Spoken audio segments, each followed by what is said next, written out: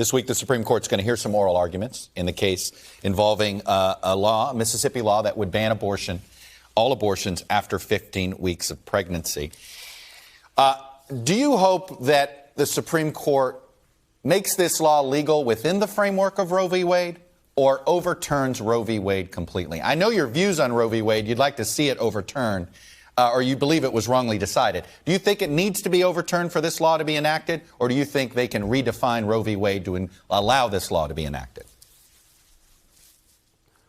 Well, that's a complicated question, but clearly I think that this law can be enacted within a changing confinement of Roe v. Wade, but I also believe that Roe v. Wade was wrongly decided. I believe in a simple reading of the United States Constitution that when Roe was decided in 1973, there is no fundamental right in our United States Constitution to an abortion.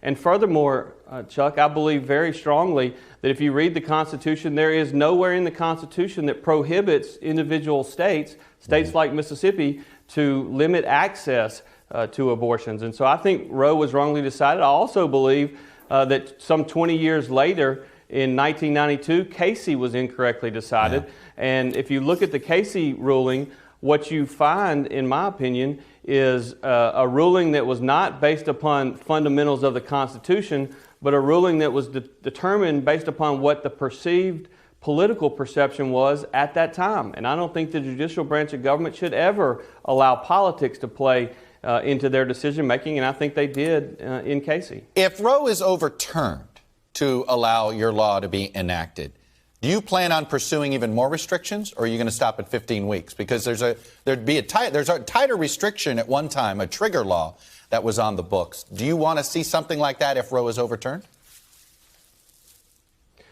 Well, I certainly would like to do everything we can to protect unborn children, but let's put this in perspective, Chuck.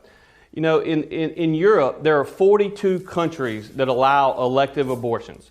If Roe is overturned and this 15-week ban in Mississippi is allowed to go into effect, Mississippi will still have a law on the books in which 39 countries, 39 out of 42 in Europe, have more restrictive abortion laws than what I believe to be one of the most conservative states in the United States.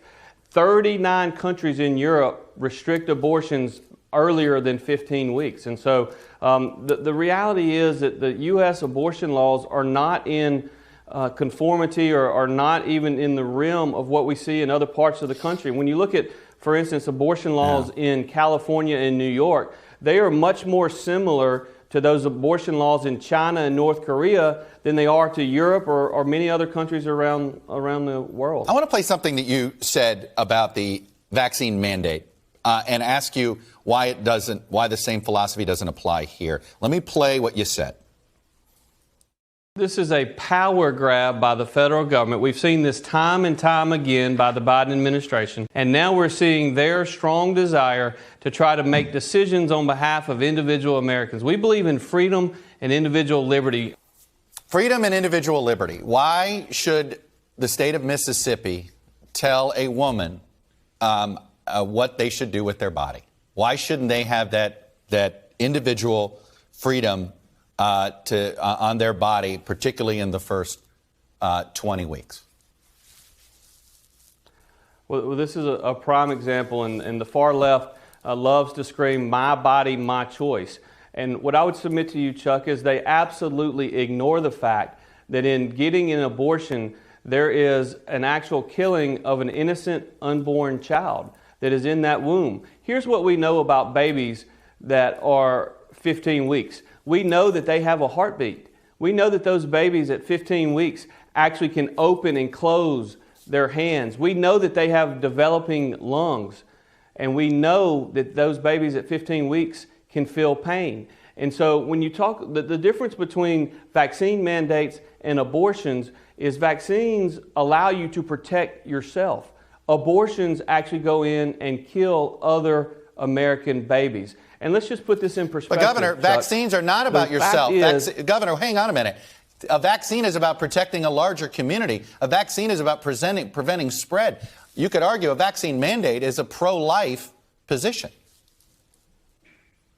You could certainly argue that, Chuck, but even if you listen to Dr. Fauci's interview with you earlier today, he made it very clear that the vaccine may not keep you from getting the virus. It may not keep you from spreading the virus, but it can keep you from ending up in the hospital. That's what's been proven during this Delta surge that we've seen in America, is that the virus is continuing to being spread even amongst those who are vaccinated. Conversely, when you're talking about the pro-life position of protecting unborn babies, let's put it also in perspective. The fact is that during this very horrible and challenging time since I was sworn into office in January of 2020, Chuck, we've had 800,000 American lives lost because of COVID. And my heart aches for every single one of those individuals that has died because of COVID. Over 10,000 Mississippians. My heart breaks for every single one of them.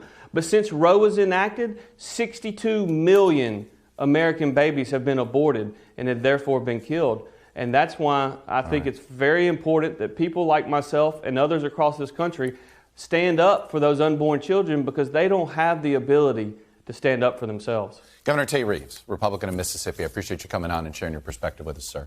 Thanks very much. Thank you, Chuck.